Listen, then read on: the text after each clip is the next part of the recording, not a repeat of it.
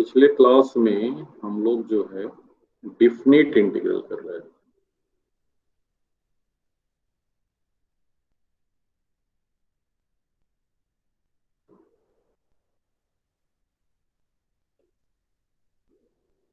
Definite integral में sum property कराई जा चुकी थी।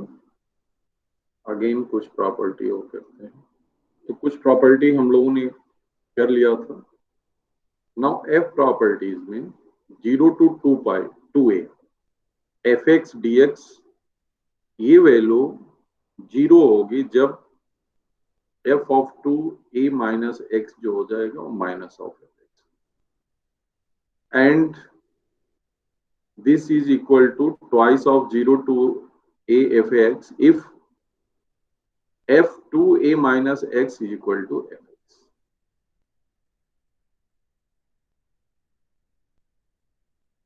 तो इस प्रॉपर्टी का उपयोग करके जो क्वेश्चंस आते हैं we can do this. 1 minute.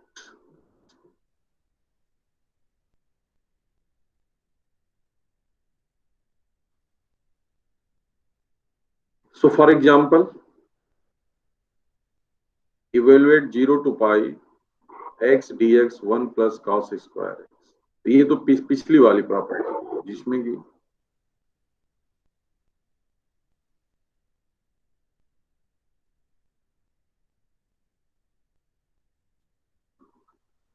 ठीक है 0 to a minus x dx 1 plus cos square x 0 to pi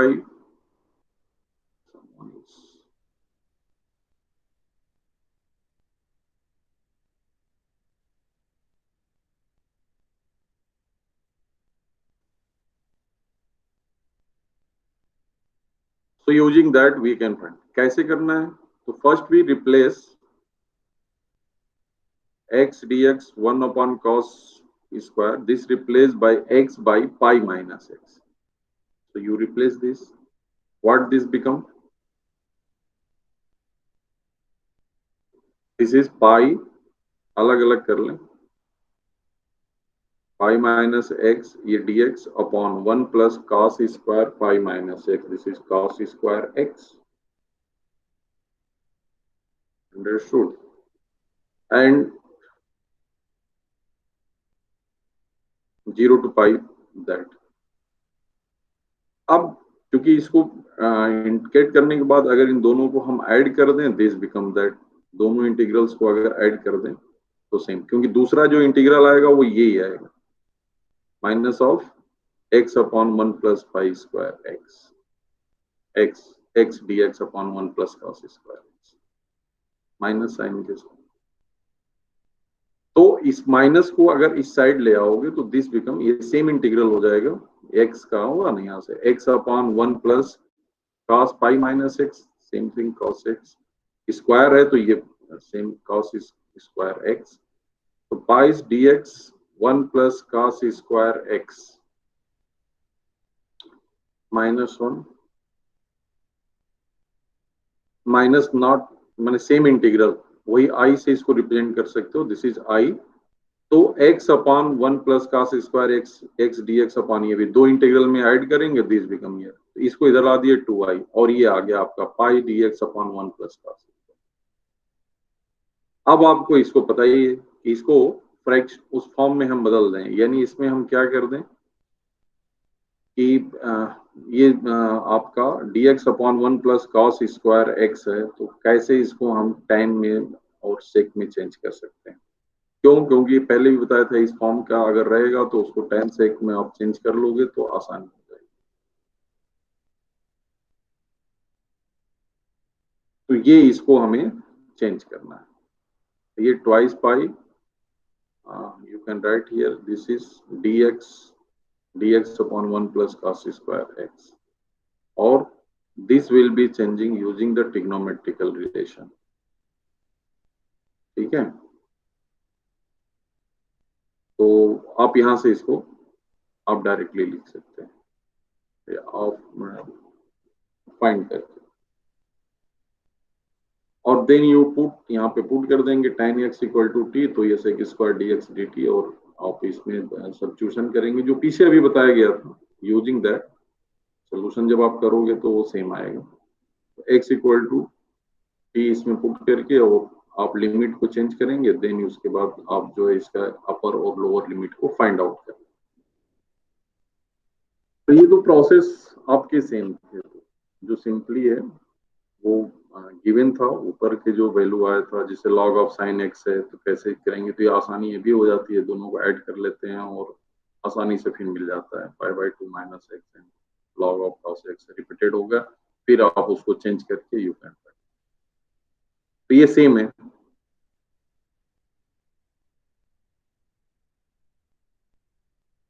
same for practice है, आप इसका प्रैक्टिस कर सकते हैं। मॉडुलस फंक्शन जहां भी दिया होगा उसको हमने पहले ही बताया है आपको, उसको क्या करना है, ब्रेक कर लेना है। ठीक है, एक ये भी है, अगर कभी कभी अगर डायरेक्ट आपको ये फॉर्म याद है, क्योंकि ये फॉर्म आता है Wallis formula beta gamma function से आता है, 0 to pi by two sine N X D X, तो चूंकि बीटा गामा फंक्शन आपके फॉर्म में नहीं है, 0 to pi by two cos of N X D X है, तो ये डायरेक्ट इस फॉर्म में आप रखें। ठीक है, तो दिस वैल्यू इंटू के, के का मतलब पाई बाई टू होगा अगर एन इवन होगा, और 1 होगा इफ एन ऑड होगा। ये पाई बाई टू होगा अगर एन इवन होगा, इवन नंबर होगा, और 1 होगा इफ एन ऑड होगा, और बाकी ये फॉर्मूला वही होगा, N minus one N minus three up to वहां पे, और इधर जो होगा अपने N N minus two up to. उसी तरह से sine N X cos M X का होता है। तो इवन में पाई बाई टू अगर रहेगा तो के का ही यूज करेंगे इसमें? नहीं, के को मतलब अलग से यहाँ डिफाइन कर दिया, अगर या तो दो बार लिखें यहाँ पे लिखें कि पाई बाई टू, तो लिखें यहाँ पे कि एन इज इवन, दूसरे केस में इतना इंटू वन लिखें, जब लिखें कि एन इज ऑड। उसने इसलिए यहाँ पे के रख लिया, के इसलिए कर लिया कि ये मैंने इसको यहीं पे डिफाइन कर देंगे, वेयर के की वैल्यू क्या होगी, पाई बाई टू होगा, यानी पाई बाई टू होगा अगर एन इज इवन है, और यदि ये वन है तो ये क्या होगा, ऑड है तो वैल्यू वन हो जाएगी यहाँ पे, वहां पे वन। तो दो बार न लिखने की वजह से उसने एक बार में कर दिया, नहीं तो ये फार्मूला दो बार बनता, फॉर एन इवन के लिए, फॉर एन ऑड के लिए। तो वही है समराइज और लिखने का ये तरीका। Similarly for that both M and N are even है, तो ये वैल्यू पाई बाई टू हो जाएगी, और देंगे बाकी वैल्यूज आपको यहाँ पे पता ही है। इस तरह से आप इसको बहुत सिंपली आप फाइंड आउट कर, डायरेक्ट आप निकाल सकते हो, अगर ये दो फॉर्मूले आप वॉलिस फार्मूला आप लर्न रखते हो।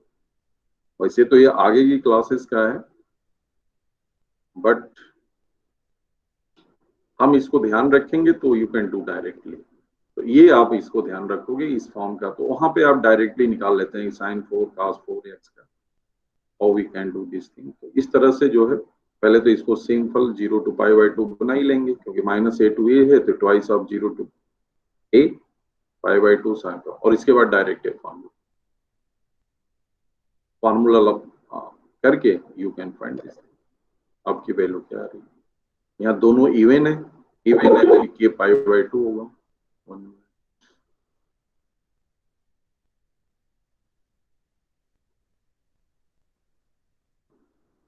तो ये पाई बाई टू आएगा। तो इस तरह से इस फॉर्मूले में वैल्यूज को पुट करना है और सीधे आपको यहाँ पे फाइंड आउट कर लेना। तो ये आपका सिंपली हो जाएगा। ठीक है, इसमें जो चलता है ये दोनों को ऐड कर लोगे, 4 प्लस 6 10, और 2 माइनस करते जाओगे, तो 10 8 6 4 2, यही आता है, m plus N minus two minus four up to dot dot either one या टू तक है। ठीक है, वैसे ही ऊपर का भी सेम है, n minus one N minus three N minus five. तो इस तरह से हम इसको फाइंड आउट कर लेते हैं, और उसी तरह से m का करेंगे, m minus one M minus three, मैंने ऑड टर्म को ऊपर में ऑड टर्म को माइनस करते जाते हैं, वही सेम फार्मूला होता है। फिर इन्हीं को दोनों को यहाँ पे ऐड कर लेते हैं, और नीचे में हो जाता है वो m plus N minus two, ये 0 से पाई बाई टू, और केवल साइन एक्स कॉस एक्स का है, तो आप यहाँ से, इससे क्या होता है कि आप रिकरेंस फार्मूले से बच जाते हो और डायरेक्टली आप फाइंड कर लेते हो। तो ये इससे बेनिफिट है। ठीक है, तो आप इस तरह से इसको आप यहाँ पे फाइंड आउट कर सकते हैं। दूसरा न्यूटन लेबनीज फॉर्मूला, जो अगर H X G X are differentiable function है और D X upon G X H X given है एफ टी डी टी है, दिस बिकम दैट। ठीक है, H X H dash X minus F G X and whole bracket G G dash X. Find the points of maxima of minima of that.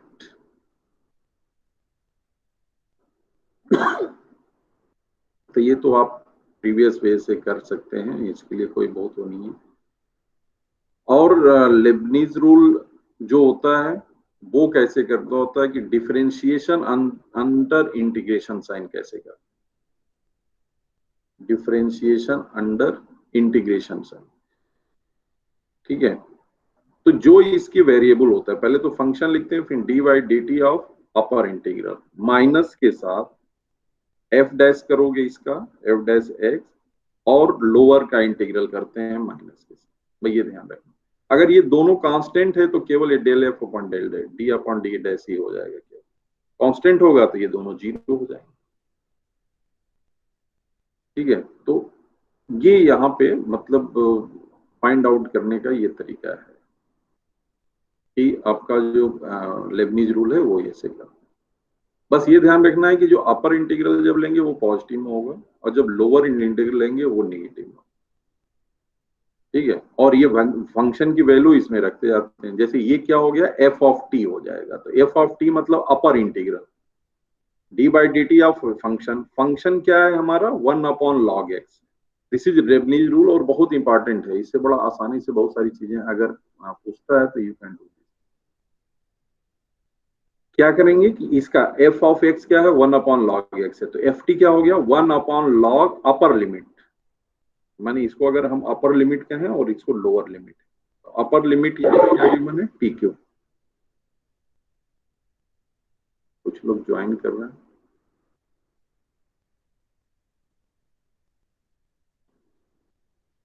तो यहां पे लिखेंगे 1/log T Q D by D T of T Q upper limit minus 1/लोअर limit. माने ये function में lower limit की value रख रहे हैं, माने x is replace by that value, तो ये हो गया 1/log T square and D by D T of T. यही आपका होता है, और simply you can find this. आप इसको सिंपली जो है वो फाइंड आउट कर लेते हैं और ये वैल्यू आपकी आ जाती है। ठीक है, फिर इसको कैलकुलेट कर लेंगे, कैलकुलेट करने के बाद जो सिंप्लीफाई करेंगे तो इस तरह से आप यहाँ पे करेंगे। इसमें दूसरा जो सबसे इंपॉर्टेंट फॉर्म है वो है, इसका बहुत उपयोग होता है, definite integral as a limit of sum. माने इस फॉर्म में अगर गिवन है A to B limit n tends to infinity h n equal to 0 to n minus n f a plus r।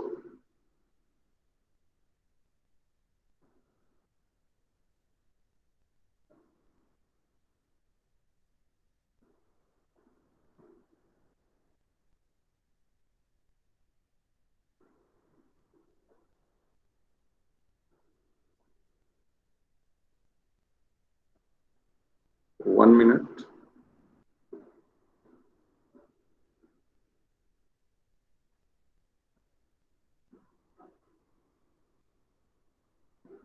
So definite integral as a sum कैसे करना है, ये main है। ठीक है, इसका आपको ध्यान कैसे करना है वो आप लास्ट में देख लो। करते क्या है कि जो समीशन फॉर्म होगा उसको पहले R F of R by N के फॉर्म में आप उसको करेंगे। ठीक है, 1/n F R by N के फॉर्म में होगा, n टेंस टू इंफिनिटी पे। इसी r बाई एन को हम रिप्लेस कर देते हैं बाई x।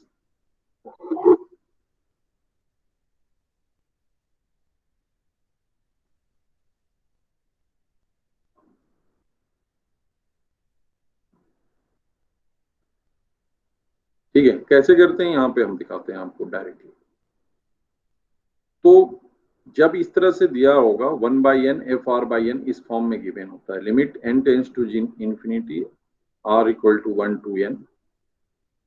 ठीक है, तो इस r बाई एन को हम x कर देते हैं और यह पूरी लिमिट, क्योंकि कन्वर्ट अभी आप करेंगे r by N equal to X, अगर मानोगे n tends to infinity, limit क्या आएगी तो r 0 हो जाएगा, फिर n पे 1 हो जाएगा, तो ये वैल्यू 0 से 1 हो जाएगी और ये एफ एक्स डी एक्स हो जाएगा। r बाई एन को अगर हम x लेंगे तो अब r की जो वैल्यू यहाँ पे है n इन्फिनिटी पे वैल्यू, n इन्फिनिटी पे 1 पे, तो वैल्यू r यहाँ पे जो x की लिमिट आ जाएगी वो क्या आ जाएगी, जब इन्फिनिटी होगा तो 0 हो जाएगा और वहां पे वैल्यू n बराबर 1 पे वैल्यू इसका सेम आ जाएगा, तो मतलब 1 हो जाएगा n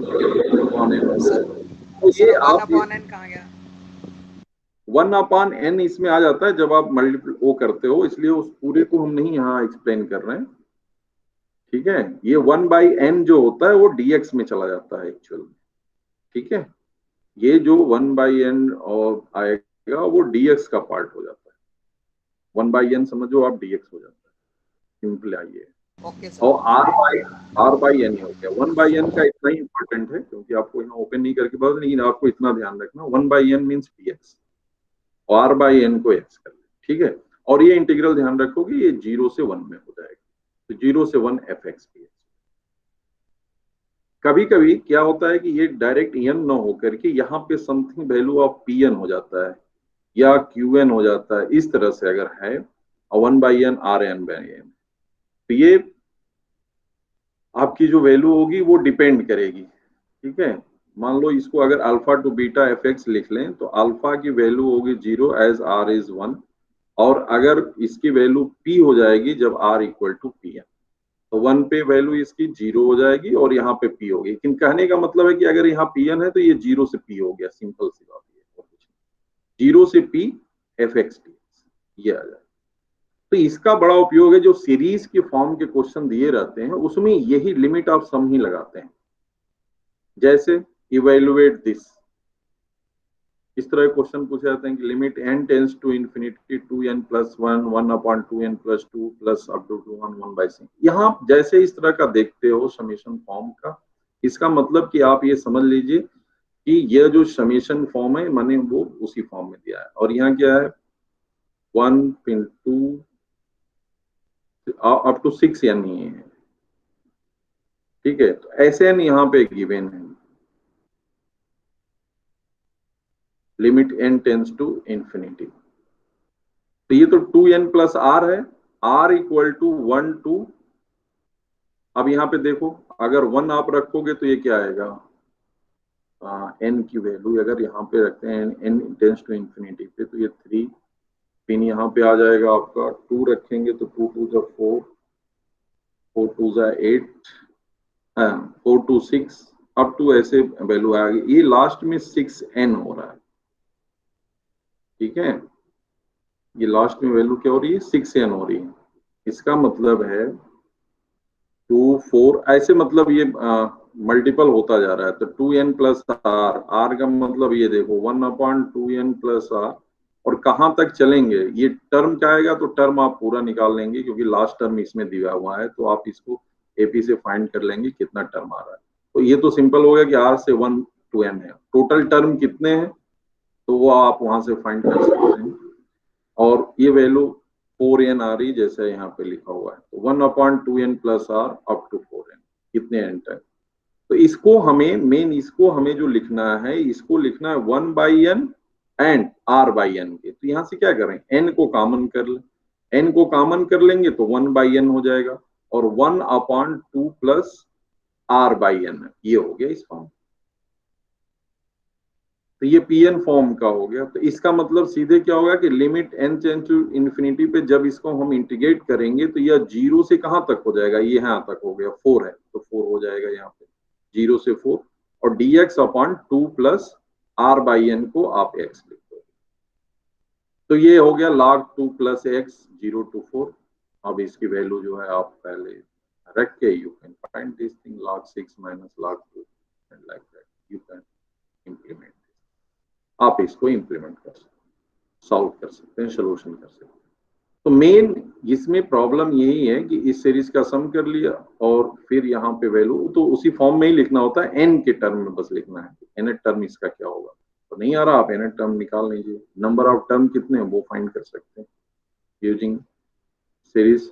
और इसके बाद ये फॉर्म अगर आपको पता है समेशन फॉर्म में है तो बस इसको आर बाई एन में, कभी कभी तो केवल यही फॉर्म दिया रहता है, limit n tends to 0 4n upon r by n 1 upon 2n plus r की क्या वैल्यू होगी। तो आपको लगेगा ये तो समेशन फॉर्म का है तो हम कैसे करेंगे, तो डायरेक्ट पूछ लेता है तो आप इसको डायरेक्ट बना सकते हैं सीरीज में अगर नहीं भी दिया है।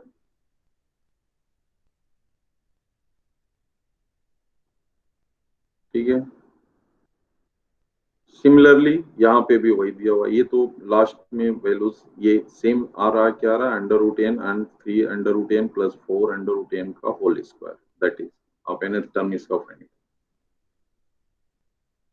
अब इसको आर बाई एन के फॉर्म में बना लेना है, तो हर जगह आर बाई एन हो जाना चाहिए, बस ये ध्यान रखना, और कुछ तो है। तो ये तो कॉमन करते जाएंगे तो पता चल जाएगा, जैसे यहाँ से रूट एन है, रूट एन ए तो इसके लिए रूट एन कॉमन करेंगे, ये रूट एन का स्क्वायर तो बाहर एन हो जाएगा, एक एन कैंसिल हो जाएगा, 1 अपॉन रूट एन हो जाएगा, और ये 3 हो जाएगा, और यहाँ पे वैल्यू हो जाएगी r root r by n, और यहाँ पे भी हो गया रूट आर बाई एन। तो आप यहाँ से इसको फाइंड कर लियो और बाहर में एन आ गया, तो 1/n समझिए dx हो गया, वो पहले ही हमने बताया कि 1/n जो है वो आपका dx हो जाएगा, under root r by n और 3 under root r by n plus 4 r by n plus 4, और इसको जो है अब x में under root r by n को x रखना है तो x रख दीजिए, बस under root x 3 under root x plus 4 का। अब इसको सॉल्व कर सकते हैं आसानी से, ठीक है, 3 रूट एक्स प्लस 4 को t मान लीजिए, इसको डिफरेंशिएट करेंगे तो 3 upon 2 root x D x जो होगा वो डी टी होगा, और then you put this here, आप सिंपली यहाँ पे find d t upon t square, और इसको आप इंटीग्रेट कर दें और आपको ये,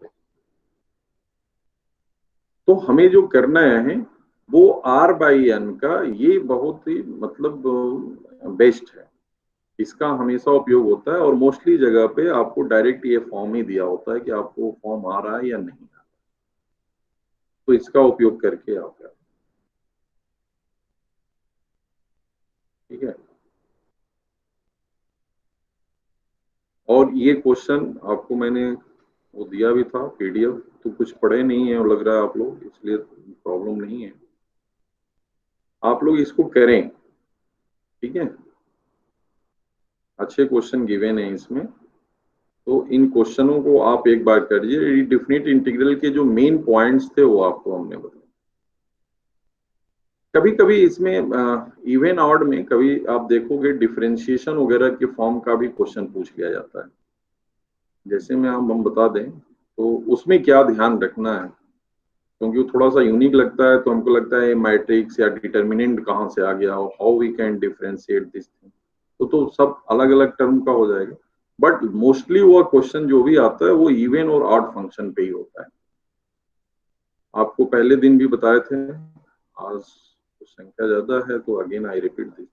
हाँ, जैसे ये question, if F x is that this is the determinant, then the value of minus pi by 2 to pi by 2 x square plus 1 fx plus f double dash x dx. 1 minute.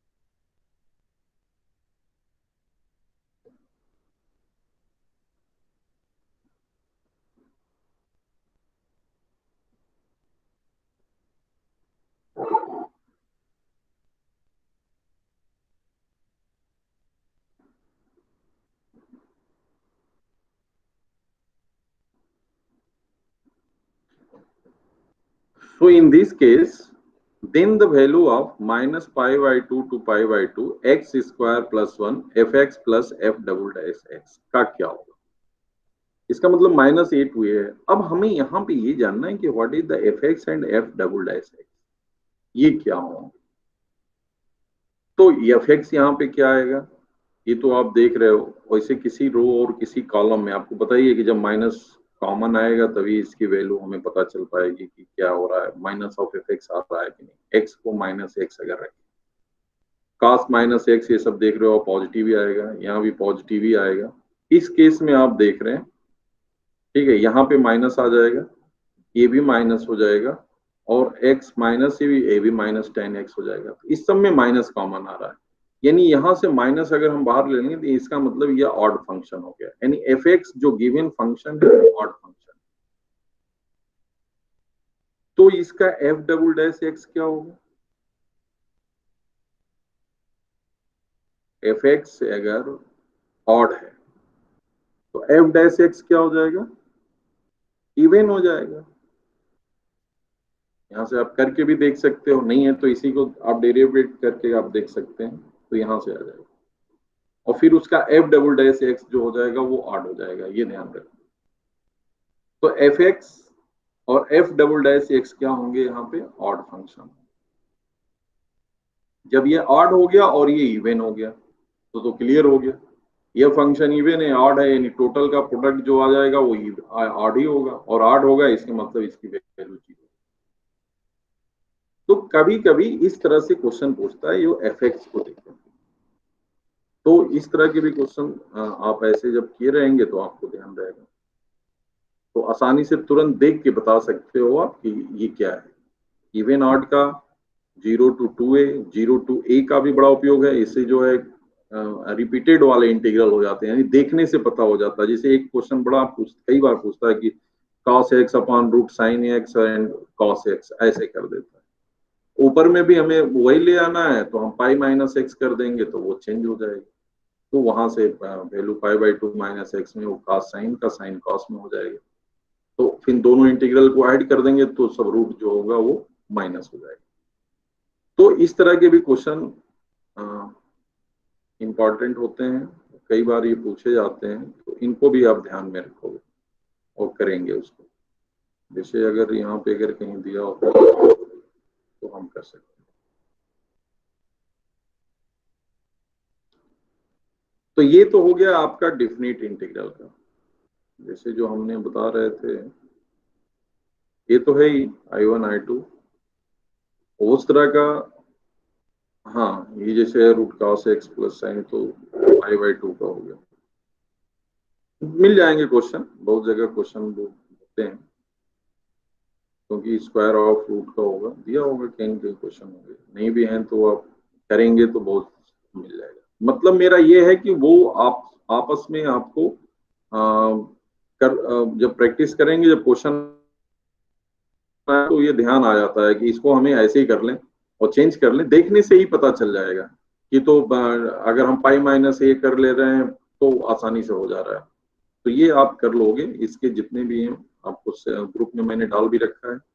इसके जो question है, unsolved question जो है, इनको भी आप करेंगे और इसकी वैल्यू को फाइंड करेंगे। प्रैक्टिस जरूरी है, विदाउट प्रैक्टिस नहीं हो पाएगा।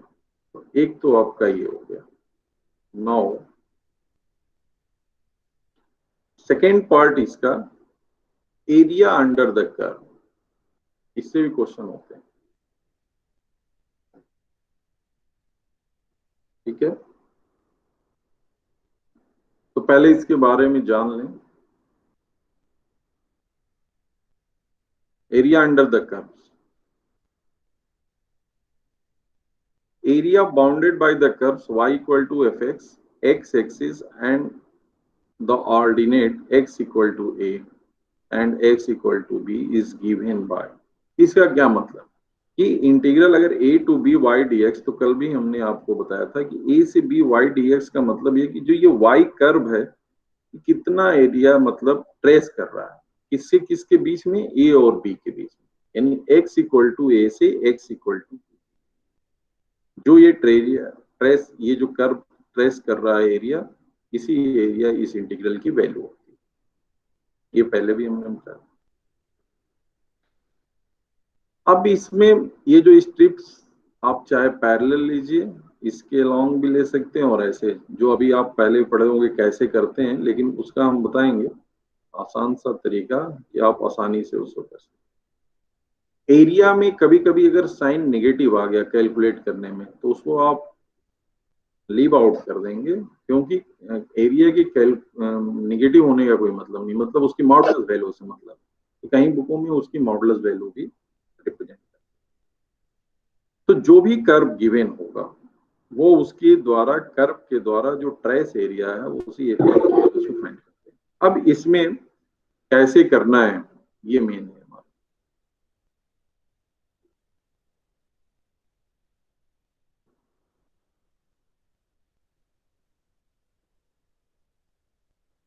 जैसे ये क्वेश्चन दिया हुआ है, find the area bounded by, है तो डिफरेंट इंटीग्रल ही कैलकुलेट करना है। तो इसे जो भी आप करोगे y equal to sec square x equal to pi by six x equal to pi by three, इसमें तो कुछ है ही नहीं, ये तो दोनों लिमिट भी दे दिया है, पाई बाई सिक्स से pi by three y t x. ठीक है, तो अब इसमें वैल्यू रख करके अब तो कैलकुलेट कर लीजिए, इसका तो कोई मतलब नहीं। दूसरा कह रहा है find the area of first quadrant. हाँ, इस तरह से अगर लिखे तो कैसे करेंगे। इसमें दिया है y equal to four x square x equal to zero y equal to one and y equal to, तो थोड़ा सा हमें कर्व ट्रेसिंग का ध्यान होना चाहिए। y फर्स्ट में y equal to four x square, this is the parabola passing through the origin.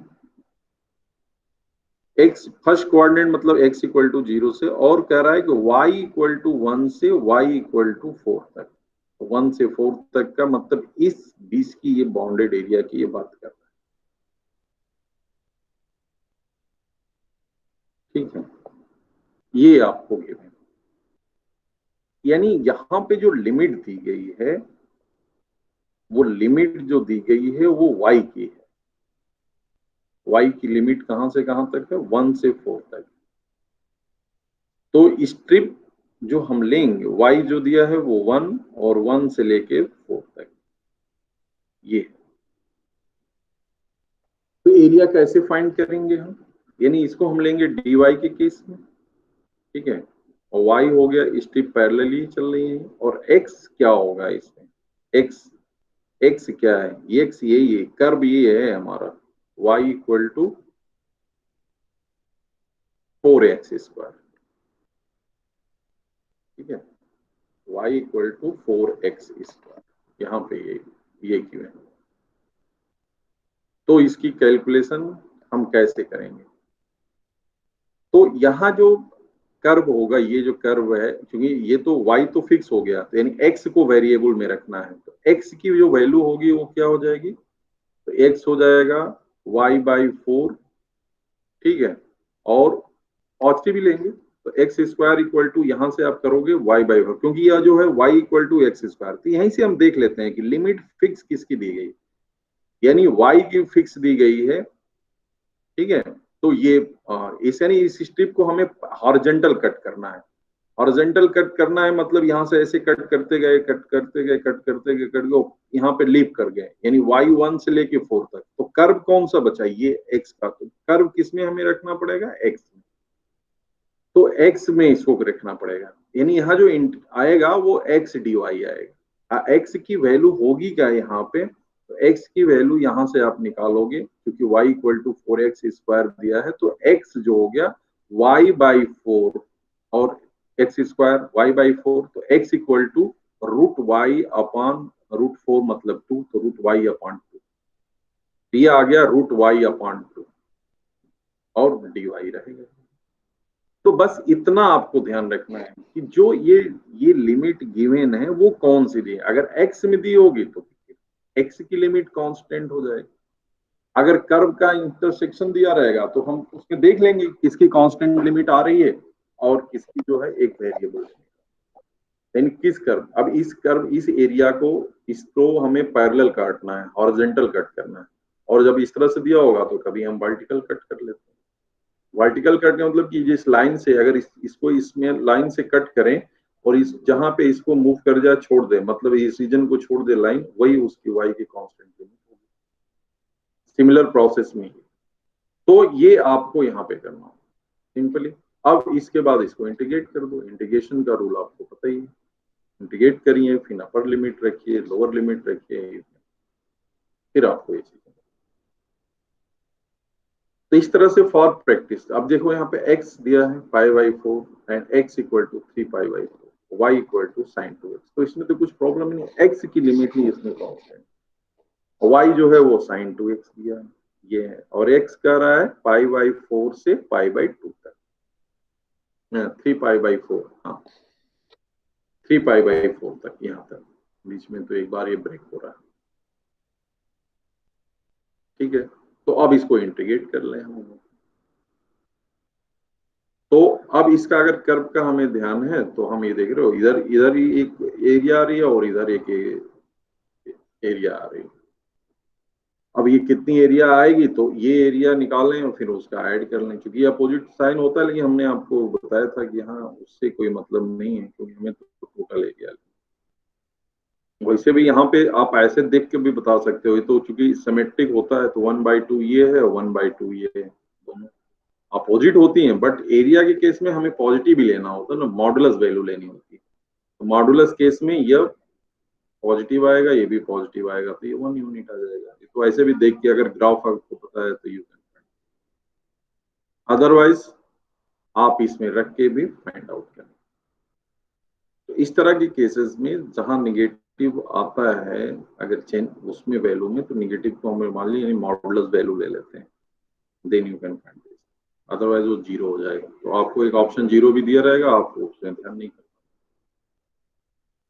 तो इस तरह की एरिया के लिए आपको बस वही पॉइंट हमने बताया कि जैसे दिया हो x π/4 से, मैंने इस तरह से इसको अब क्या है, वर्टिकली ब्रप करना है। तो x की लिमिट कांस्टेंट है, अब यहाँ क्वेश्चन जो कर्व रखेंगे वो y के फॉर्म में रखेंगे। तो y के फॉर्म में तो y डायरेक्ट है, y sin 2x दिया है, sin 2x रख लिया, π/4 से π/2, ठीक है, और π/2 से 3π/4, अपोजिट डायरेक्शन, इसलिए उसको मॉडुलस लगा लिया, क्योंकि वो निगेटिव आएगा तो कैंसिल आउट हो जाता ना, तो इस वजह से इसको माइनस कर लिया, मॉडुलस कर लिया, और यहाँ से इसको कैलकुलेट कर लिया, कैलकुलेट करने के बाद ये वैल्यू आ गई। Similar process area close between two curve, दो कर्व्स के बीच में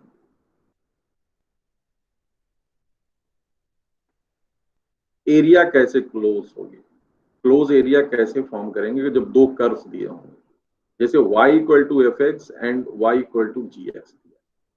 तो पहले तो उसको हम ड्रॉ करेंगे, ड्रॉ करने के बाद देखेंगे कौन सी एरिया हम कहां से कहां तक उसको हम फाइंड कर पा रहे हैं, पैरेलल स्ट्रिप लेनी है या y एक्सिस के पैरेलल लेनी है या x एक्सिस के पैरेलल, वो डिपेंड करेगा उस एरिया से, और लिमिट किसकी कांस्टेंट आ रही है। तो हॉरिजॉन्टल लेना है या वर्टिकल स्ट्रिप्स लेनी, ठीक है। जैसे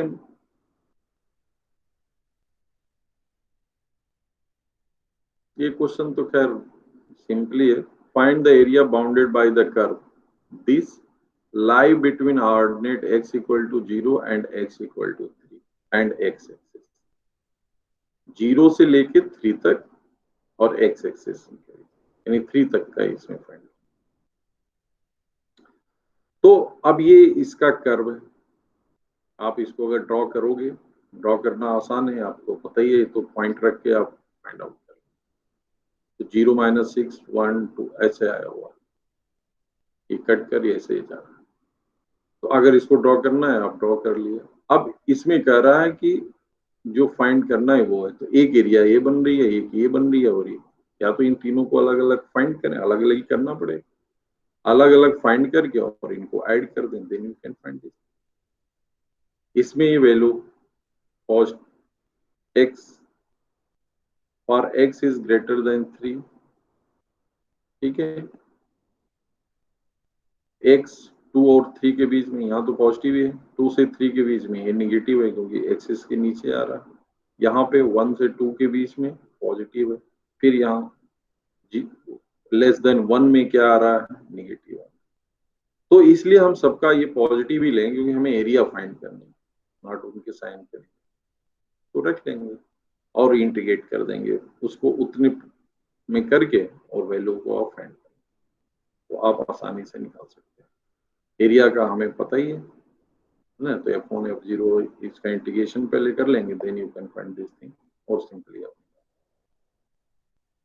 तो थोड़ा सा आपको कर्व ट्रेस करना आसान है, कोई बहुत नहीं है, पॉइंट तो आप निकाल ही लेते हैं, x इक्वल टू 0 1 2 3 रख के 2-3 पॉइंट रख लिया तो आपको आसानी से निकल लिया, कुछ नहीं आ रहा है आपको कि वो सिमेट्रिक है क्या है नहीं है, बट आप पॉइंट रख लीजिए 1 2 3 4 5 से x की वैल्यू रख लिया, y का क्रॉसपॉन्डिंग निकल गया, 3 पॉइंट्स हैं तो आपको आइडिया बन जाएगा। अगर ग्राफ पेपर नहीं भी है तो आपको आइडिया लग जाएगा, वो तीनों पॉइंट्स को अगर थोड़ा गिल्डी रखेंगे और फिर उसको मिलाएंगे तो उस टाइप का कर्व। तो इसमें बहुत लर्निंग की जरूरत नहीं, आप कर्व अगर ड्रॉ कर लीजिए then you can easily do this, आसानी से तब आप कर सकते हैं, और अगर कर्व को ड्रॉ ही नहीं कर पाए तो प्रॉब्लम है। तो इसमें मेन है ड्रॉ ऑफ कर्व, उसके बाद पैरेलल लेना है या वर्टिकल लेना है वो तो उस पर डिपेंड करेगा कौन सी कांस्टेंट है। जैसे ये तो यहाँ से लेके यहाँ तक x में ही कांस्टेंट हो रहा है, 0 से लेके यहाँ तक, तो इसमें तो पैरेलल ही लेंगे और y इक्वल टू 2x भी करना। लेकिन इसमें देखो इस तरह का जहां पे कर्व आएगा, यहाँ पे दो कर्व है, y 2x minus x square का एक तो कर्व ये है और एक है। अब ये एरिया जब y 2x से निकालेंगे तो ये पूरी एरिया आएगी, अब इसमें से ये एरिया माइनस करनी पड़ेगी, ठीक है, तो y2 वाली ये माइनस करनी पड़ेगी। यानी अगर 0 से, और ये x कहाँ तक है 2 तक है, 0 से 2 में अगर इसको हम इंटीग्रेट करेंगे तो ये तो पूरी एरिया आ जाएगी। अब इसमें से हमें 0 से 2 में ये वाली इंटीग्रेशन, ये वाले इस कर्व के along y equal to 2x minus x square के अलांग हमें क्या करना पड़ेगा, ये डिपेंड कैसे पता चला, जब आप ट्रेस किए तब। अगर ट्रेसिंग नहीं पता है तो you can not do this. दो कर्व यहाँ पे दिया है, y equal to 2x, y equal to 2x, ठीक। तो टोटल फाइंड करके करेंगे ना उसमें। हाँ, ये जो लाइनिंग दी हुई है जैसे कि एरिया उतनी बनाई है तो उसे टोटल फाइंड करके फिर ना माइनस करेंगे। हाँ हाँ, तो हो ही गया ना, तो या एक साथ कर लो या अलग अलग कर लो, बात वही होगी। y को इसके अलांग पहले निकालें क्योंकि इसमें ये एरिया ऑलरेडी आ रही है, जब ये वर्टिकल प्लेन से इसको कट करेंगे तो ये भी एरिया आ जाएगी, इसका मतलब। लेकिन हमें जो है वो कर्व का ऐसा ट्रेसिंग है कि ये एरिया केवल इसके बीच की आ रही है, यहाँ पे आ रही है, और लेकिन जब आप कैलकुलेट करोगे 0 से लेके 2 तक तो ये पूरी एरिया आ जाएगी, तो इसमें से इस एरिया को हम माइनस कर दें, ठीक है। तो चाहो आप एक साथ कैलकुलेट कर लो या बाद में कर लो, यानी y की जो वैल्यू रखते हैं y dx करेंगे तो y की जगह पे हम यहीं पे कर्व को ही तो माइनस करना है, y1 माइनस y2 कर लिए, तो इसके द्वारा जो कर्व एरिया आएगी उसमें से इसके द्वारा जो कर्व एरिया आ रही है कहां से कहां तक, x 0 से 2 के बीच में, वो इसमें से माइनस कर देगी, ये एरिया जो बचेगी वो डायरेक्टली ये वैसे कर लो या अलग अलग निकाल लो, i1 पहले यहां से कैलकुलेट कर लिए, बात तो वही होगी, फिर i2 0 to 2 y minus 2x square दो बार इंटीग्रेट करोगे या एक ही साथ रख के करो, तो ये आप आसानी से कर सकते। तो जैसे 2x दिया है तो y equal to 2 power x, y1 हो गया, और y2 जो हो गया वो क्या है 2x माइनस एक्स स्क्वायर, एक ही साथ रख के इंटू dx कर लिया और डायरेक्ट कैलकुलेट कर लिया, यू कैन फाइंड। या आप y1 को अलग करें फिर y2 को अलग करें, तो वही तो सेम ही आएगा, उसमें क्या अंतर है, करना सबको 0 से 2 है, दोनों को फंक्शन ऑफ x ही रखना है। क्यों, क्योंकि यहाँ पे लिमिट जो है वो x की गिवन है, x फ्रॉम 0 टू। तो ये मेरे कहने का मतलब है कि थोड़ा बहुत आइडिया आपको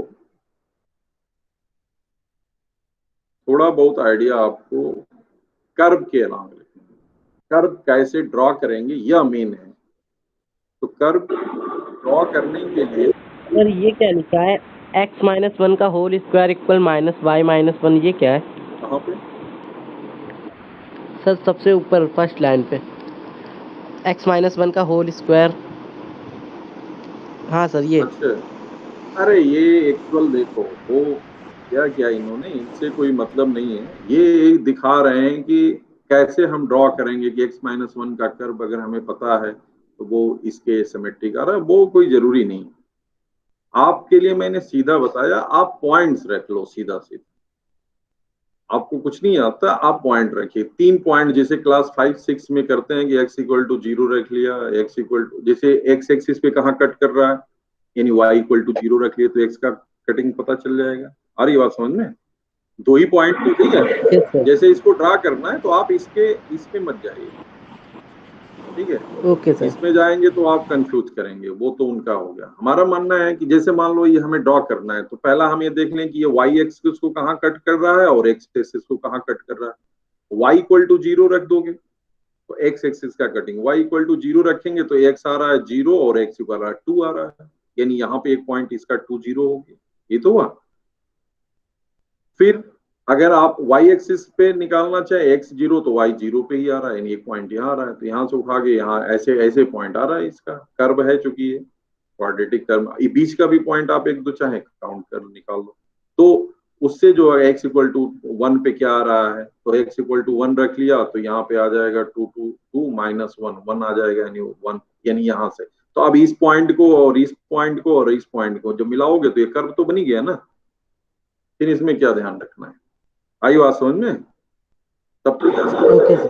भाई तीन पॉइंट हमने निकाला और वो तीनों पॉइंट्स को ऐसे ज्वाइन कर दिया, कर्व मिल गया, तो उसमें ज्यादा दिमाग लगाने की जरूरत नहीं पड़ती, बहुत आसानी से कर लेते हैं। इसमें भी आपको नहीं पता है 2 पावर x है यानी 2 के पावर में ही आएगा, यानी कहां से आएगा ये देख ही रहे हो। अगर x 0 होगा तो y इक्वल टू 2 यानी 2 से शुरू होगा, तो x इक्वल टू 0 पे x 0 पे y की वैल्यू 1 आ जाएगी, तो 1 पे यहाँ पे शुरू हुआ।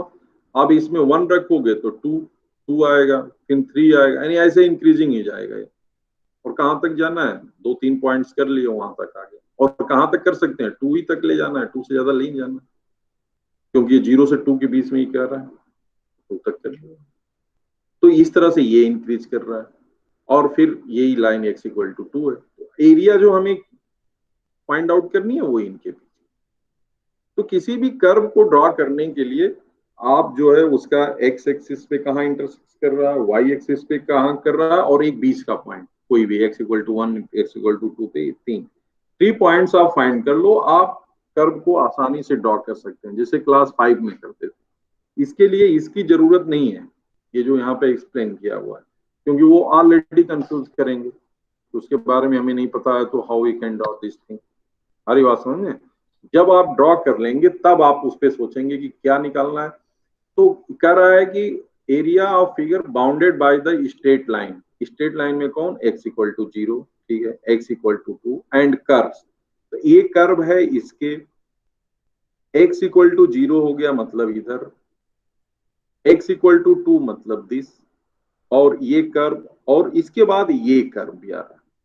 तो इनके बिटवीन मतलब इनका कॉमन रीजन क्या आएगा जो सभी को फॉलो करे ना, कॉमन रीजन ही हम ले सकते हैं, ये नहीं ले सकते x इक्वल टू 0। क्यों? क्योंकि ये इस कर्व के बाहर आ जा रहा है एरिया, तो इसलिए ये एरिया होगा इसके, क्योंकि दोनों कर्व के बीच में हो, x इक्वल टू 0 लाइन के अंदर हो, x इक्वल टू 2 लाइन के अंदर हो, तो वो कॉमन रीजन कौन आ रहा है, वो ये बीच का पार्ट है, ये कॉमन रीजन। और इस कॉमन रीजन में हम ये देख रहे हैं कि ये अब, लेकिन इसका जब कैलकुलेशन करेंगे तो आप जाहिर सी बात है कि x इक्वल टू, अब इसको पैरेलल स्ट्रिप कर दें हम, क्योंकि यहाँ तो हो गया कांस्टेंट लिमिट है, x इक्वल टू 0 से x इक्वल टू 2 किसकी कांस्टेंट लिमिट है, x की। तो y में हमें क्या है, वेरिएबल लिमिट रखनी पड़ेगी यहाँ पे, तो y इक्वल टू 2x है, तो यहाँ y equal to 2x given है, x के फॉर्म में यहाँ पे रखेंगे, यानी वो y dx हो गया, जब भी उसमें दिया होगा तो ये y dx होगा, ये y dx होगा। तो y की यहाँ पे लिमिट हमें यहाँ पे से y इक्वल टू 2x हुई है, यहाँ पे पुट करेंगे। लेकिन यह जो एरिया कैलकुलेट करेंगे वो तो पूरी एरिया को कैलकुलेट कर देगा, यहाँ से लेके यहाँ तक सब एरिया आ जाएगी, लेकिन हमें जो चाहिए केवल ये एरिया चाहिए। अब इसके लिए क्या करना होगा कि ये जो कर्व है, ये 0 से 2 के बीच में जो एरिया बना रहा है y 2x minus x square, इस एरिया को हमें टोटल एरिया से माइनस समझ में। तो इसी के लिए यहाँ पे इसने y1 माइनस y2 लिख दिया, y2 मतलब दैट एरिया, इसकी एरिया को। तो इस कर्व का एरिया जो आ रहा है उसको भी यहाँ पे y एक साथ करके और फिर 0 से 2 में इंटीग्रेट कर देंगे। तो ये जो एरिया आएगी पॉजिटिव आएगी, ये इसकी निगेटिव में ये माइनस कर देंगे और ये रिपीट। तो दो तरह का होता है, जैसे यह एरिया तो हमें माइनस करना है इसलिए हम इसका निगेटिव कर रहे हैं, ठीक है। लेकिन जैसे अभी ऊपर में हमने बताया कि जैसे एरिया कहीं पॉजिटिव आ रही है फिर उसकी निगेटिव आ रही है, इधर फिर इधर पॉजिटिव आ रही है फिर निगेटिव आ रही है, और टोटल एरिया अगर हमें फाइंड करना है तो सबको हमें ऐड करना होगा, इसके निगेटिव साइन को यहाँ पे और इसके निगेटिव साइन को हमें हटाना पड़ेगा। क्यों? क्योंकि उस एरिया को हमें कैलकुलेट करना है। यहाँ क्या है कि यह हमारे रीजन में नहीं है इसलिए इसको हम माइनस कर रहे हैं। तो ये बिल्कुल क्लियर होना चाहिए, ठीक है।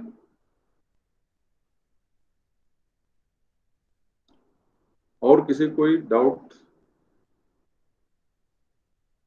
तो इसी तरह से आप जो भी फाइंड आउट करोगे आपको वही है कि x equal to minus 2i² क्या आएगा नहीं पता है तो आप पहले y इक्वल टू 0 रखो, फिर यहाँ पे वैल्यू पॉजिटिव रखिए, कुछ y 1 2 3 रखिए, x की करस्पॉन्डिंग वैल्यू आएगी, 2-3 वैल्यू आप फाइंड करेंगे आपको मिल जाएगा। सिमिलरली आप इसके लिए भी 3 पॉइंट्स फाइंड करेंगे, पॉजिटिव एंड निगेटिव वैल्यूज रख के, तो आपको ये मिल जाएगा और उसके बीच के एरिया आपको फाइंड करनी है। तो ये आपको कर्व का ट्रेसिंग करने का, नहीं तो उसके फिर रूल्स जानने लगेंगे तो फिर रूल्स में थोड़ा सा आपको सारी चीजें जाननी पड़ेगी कि इवन पावर है, एक्स के पावर में अगर इवन है तो symmetrical about y axis, y में अगर इवन है तो सिमेट्रिकल अबाउट एक्स एक्सिस। ये थोड़े बहुत अगर पॉइंट्स आप अगर जानना चाहोगे तो और तेजी से आप कर सकते हैं। कोई भी इक्वेशन अगर वाई में इवन है तो सिमेट्रिक अबाउट एक्स एक्सिस होगा, एक्स में इवन है पावर ऑफ एक्स जो अगर इवन है तो curve symmetric about y axis होगा, ये है। और वाई में अगर है तो सिमेट्रिक अबाउट एक्स एक्सिस होगा। तो ये तो आपका वहां से कि आप उससे कर सकते हैं, लेकिन हमारे हिसाब से आप केवल 3 पॉइंट्स अगर फाइंड कर लेते हैं तो आप आसानी से उसको ड्रॉ करेंगे, आपको पता चल जाएगा कि ये कर्व किस तरह का है। बस सिंपल क्लास 5-6 में जो आप सिंपल वैल्यू रख करके आप फाइंड आउट करते हैं, 3 पॉइंट्स आप उस पर रखिए और तीनों पॉइंट्स को ज्वाइन करिए, कर्व का नेचर अपने आप। तो ये आपका बाउंडेड एरिया अगर रूट्स में दिख रहा है तो कैसे करेंगे? हाँ, बाउंडेड एरिया रूट्स में अगर y is equal to x roots दिए रहे तो कैसे होगा? तो क्या दिक्कत है? अगर रूट्स में है, मान लो रूट्स में है तो आप पॉइंट उस तरह से ले लो, जैसे 4 ले लिया, रूट एक्स है तो ठीक है, तो पॉइंट हम उसी हिसाब से ले लेंगे, 4 होगा उसका 2 आ जाएगा। या अगर आपको रूट फाइंड करने की जरूरत ही नहीं पड़ेगी, आप 6 ले लो, पॉइंट तो कुछ भी ले सकते हैं ना जिससे हमारे लिए आसानी। तो x की वैल्यू तब ऐसा रहेगा कि स्क्वायर टाइप में रहे तो उसे ले लेंगे उसमें। हाँ, स्क्वायर टाइप में होता कि आप आसानी से फाइंड आउट करें, ये तो आप आसानी से ओके ओके। तो उससे आप बहुत इजीली से फाइंड कर लोगे कि क्या आएगा, और वो तुरंत जहाँ 3 पॉइंट्स आप उधर पॉजिटिव के लिए 1-2 पॉइंट निगेटिव भी ले लो, या पॉजिटिव वाला आप ड्रॉ करोगे तो आपको सीधे पता चल जाएगा कि ये इस तरह से आ रहा है, तो ऐसा कर बने, कर भी हमें बनाना। तो आप जैसे पॉइंट्स निकाल लेते हैं वो पॉइंट्स के द्वारा आप आसानी से कर लेते हैं। और किसी कोई डाउट हो तो पूछ ले।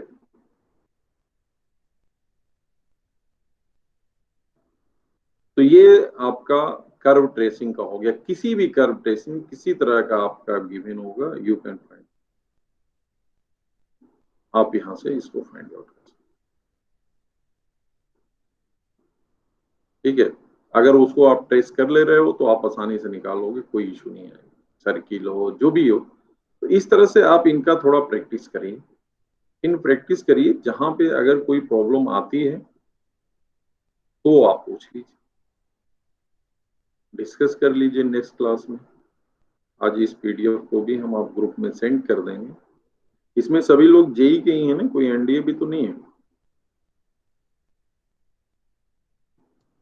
नो सर जेई की। ओके, तो इसमें जो है आप लोग इसको एक बार प्रैक्टिस करें, सभी क्वेश्चन। ये तो क्वेश्चन के टाइप्स तो वही हो गया, या तो हॉरिजॉन्टल लेंगे या पैरेलल लेंगे। कर्व क्या क्या नेचर होगा, कर्व कैसा होगा, वो डिपेंड करेगा गिवन कैसा है, कहाँ पे गिवन है, उसको आप ड्रॉ कैसे कर रहे हो। तो अगर ड्रॉ कर ले रहे हो तो आप आसानी से उसको, ठीक है। और ड्रॉ करने का हमने जो सिंपल सा तरीका बताया, आप पॉइंट बेस पे आप करेंगे तो बहुत आसानी से आप कर लेंगे, कहीं आपको प्रॉब्लम नहीं। और इस तरह से इसके एक्सरसाइज जो हैं और वो आप इसको फॉलो अप करेंगे, ठीक है। और ड्रॉ किसी भी करना होगा, जैसे सर्किल अगर ड्रॉ करना है, सर्किल तो ऐसे भी पता चल जाता है, नहीं भी पता है तो भी आप इसको भी कर सकते हो। जैसे मान लो अगर किसी को डाउट हो रहा है कि और कैसे करें, जैसे यहाँ पे दिया हो x square plus y square equal to 4। अब हमें नहीं पता कि ये सर्किल है, कैसे इसको ड्रॉ करेंगे। ये एक्स एक्सिस को कहाँ पे कट कर रहा है, तो एक्स एक्सिस को कहाँ पे कट कर रहा है, मतलब y इक्वल टू 0 पुट कर दे। तो y इक्वल टू 0 करोगे तो x प्लस माइनस 2 आ गया, यानी यहाँ पे प्लस आ गया, यहाँ पे आ गया -2। तो ये +2 हो गया, ये -2 हो गया। देखो हम ऐसे बता रहे हैं जो कि हमें पता है कि ये सर्किल, लेकिन नहीं पता है, हम नहीं जानते हैं। ये +2 0 आ गया एक पॉइंट, और एक आ गया -2 0। अब इसको स्ट्रेट लाइन से जोड़ना है या कैसे जोड़ना है, वो तो बात की बात है। क्या होगा, तो एक पॉइंट अभी निकला। दूसरा y एक्सिस को कहाँ पे कट कर रहा है, यानी x इक्वल टू 0 कर दो तो ये भी +-2 पे आ रहा है। तो अब तो आसान हो गया, यानी यहां से इसको यहां जोड़ दें, फिर इसको यहां जोड़ दें, इसको फिर यहां जोड़ दें और ये जोड़ दें, तो ये हो गया सर। अरे वाह, समझ। उसी तरह से आप सभी पॉइंट्स को आप फाइंड कर सकते हैं। नेक्स्ट में अब x square equal to -√2y करना है, ठीक है। ए भी एक्स एक्सिस को कहां पे कट कर रहा है, ये भी देख सकते हैं, इसको भी y इक्वल टू 0 पुट करेंगे तो ये तो 0 0 पे ही आ रहा है, ठीक है। तो यहाँ तो 0 0 ओरिजिन है, यानी ओरिजिन के ही इर्द या उधर उधर है। अब यहाँ पे कुछ पॉइंट आप रखोगे, अपने आप ये बता देगा कि किधर जा रहा है। वैसे भी ये पैराबोलिक हो ही गए, क्योंकि इसीलिए 0 0 पे, यानी 0 0 से पास कर रहा है। अब एक पॉइंट अगर आप इन दोनों इसको और इसको सॉल्व कर लीजिए, एक्स स्क्वायर को वैल्यू रख दो यहाँ पे, ठीक है, -2√y, यहां से y की वैल्यू आ जाएगी। ये कहां पे इस कर्व को कट कर रहा है, सर्किल को। इसको जो है आप कैलकुलेट कर लीजिए, वो आपका कैलकुलेशन मिल जाएगा। और एक लाइन और दिया है, and line x equal to y. X और y को भी हमें क्या करना पड़ेगा, कैलकुलेट करना पड़ेगा इससे कि कहाँ पे कट कर रहा है। तो एक्स वाई से इसका आप निकाल लीजिए और इससे निकाल लीजिए, दो इंटरसेक्शन आप निकालोगे, फिर आपको डायरेक्ट पता चल जाएगा। तो ये सिंपली है। तो इस तरह से ये कर्व ड्रा हो रहा है। अब पूछ रहा है कि कर्व है जो, अब ये तो कर्व पूरा आएगा, यहाँ पे भी ये लाइन है इसका, ठीक है, y इक्वल टू एक्स की, और ये बिलो एक्स एक्सिस, और बिलो एक्स एक्सिस कह रहा है, तो बिलो एक्स एक्सिस मतलब ये। अब इनका कॉमन रीजन क्या बनेगा, वो इस कर्व का और बिलो द एक्स एक्सिस और ये लाइन से इंक्लूडेड एरिया ये बन। तो ये एरिया जो है आप उसको फिर फाइंड करेंगे। तो अब देखेंगे यहाँ पे कि किस तरह का हमें कैसे इसको फाइंड करेंगे। क्यों, क्योंकि यह एरिया जो है वो इस कर्व, इस लाइन और इस कर्व के बीच में, इसको पहले निकालेंगे। और ये जो है इस लाइन और इस कर्व के बीच में, ये तो जो आ रहा है क्योंकि कर्व इसके ऊपर में आ रहा है, तो ये लाइन इसके नीचे, यानी लाइन और ये है, यानी यहाँ पे जब इंटीग्रेट करेंगे, ये कहाँ से कहाँ तक करेंगे, और ये जो होगा इसके बीच में, ठीक है, ये लाइन है y इक्वल टू एक्स का, y इक्वल टू एक्स में आ रहा है। ये -√2 से लेके यहाँ तक 0, क्योंकि यहाँ से जब करोगे तो ये पैरेलल खींचते जाएं तो ये √2 पे क्या करेगा, y को -2 पे। तो y की वैल्यू आप रख लेंगे 0 से 2 और x में यहाँ से करके you can find this thing. यहाँ पे जो होगा ये कर्व के अनुसार होगा, यहाँ पे कर्व बदल जाएगा, यानी इंटीग्रेशन इसके अलांग हो जाएगा, एक्स स्क्वायर -2√y के अनुसार हो जाएगा। तो यहाँ पे x की वैल्यू रखेंगे और y की लिमिट हो जाएगी 0 से लेके +√2। क्योंकि इसको भी ऐसे पैरेलली कट करेंगे तो यहाँ तक आएंगे, तो इसको भी हो जाएगा। फिर इन दोनों को हम क्या करेंगे, ऐड करेंगे।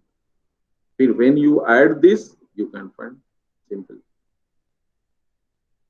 ठीक है, तो आपको इस तरह से इसमें फाइंड आउट करना है। तो वो डिपेंड करता है कि किस तरह से हमें इसको फाइंड आउट करना है और कैसे करना है, तभी हमें इसको फाइंड करना है,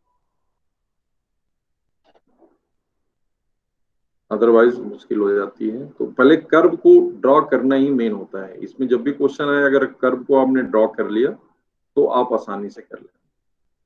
तो ये आपका कर्व ट्रेसिंग या उसका एप्लीकेशन पार्ट हुआ। ठीक है, तो ये इंटीग्रेशन, डिफरेंशिएशन और उसका ये जो गिवन है एप्लीकेशन पार्ट, ये पार्ट आपका हो गया। मैक्सिमम मिनिमा करा दिया था, मीन वैल्यूज थ्योरम्स होंगे। अब इसमें एक पार्ट आपका बचा हुआ है, वो है डिफरेंशियल इक्वेशन। तो इसको नेक्स्ट क्लास में आपको डिफरेंशियल, इस तरह से कैलकुलस का जो आपका पार्ट होगा वो मोस्टली कंप्लीट होगा। ठीक है, तो वो आप इतना पार्ट में और ये पॉइंट सब कर लेंगे तो आपको आसानी होगी। अब इसमें आपको करना क्या है कि आप एक पीडीएफ का अगर प्रिंट निकाल सकते हैं, you can take the print out, या आप इस क्वेश्चन को नोट कर रूल्स को एक जगह लिख लें, उसके प्रैक्टिस करें। इसके साथ में आप इसके क्वेश्चन को करें, आपस में भी ग्रुप में चाहो आप डिस्कस कर लो। ठीक है, आप उसको डिस्कस करिए, एक दूसरे से नहीं आता है फिर हमें भेज दीजिए, ग्रुप में भेज देंगे तो उसको करके बताया जाएगा कैसे होना है, क्या करना है। तो आप इस तरह से करोगे तो आपकी प्रिपरेशन अच्छी हो जाएगी। तो नेक्स्ट में हम आपको डिफरेंशियल इक्वेशन कराएंगे। हाउ डिफरेंशियल इक्वेशन क्या होता है और कैसे उसको हमें करना होता है। ठीक है, उससे भी आपके 1 से 2 क्वेश्चन आ जाते हैं, है ना। 2 क्वेश्चन रहेंगे, कभी को आसान सा क्वेश्चन पूछ लेता है। कुछ लोग तो अब ज्वाइन कर रहे हैं। सभी लोग अपने चैट बॉक्स में अपना नाम जरूर लिख दें। ठीक है, चैट बॉक्स में अपना नाम रख लेंगे तो आपका अटेंडेंस भी हो जाएगा, जिससे आपको बेनिफिट मिलेगा। या आप रेगुलर क्लास में हैं तो कोई भी स्कीम आएगी वो आपको उससे बेनिफिशियल होंगे। सब लोग जो है चैट बॉक्स में, जो चैट ओपन है उसमें अपना नाम जो है राइट डाउन, जिन लोगों ने ज्वाइन किया। और कोई भी डाउट हुआ करे तो आप डायरेक्टली पूछ लिया करो।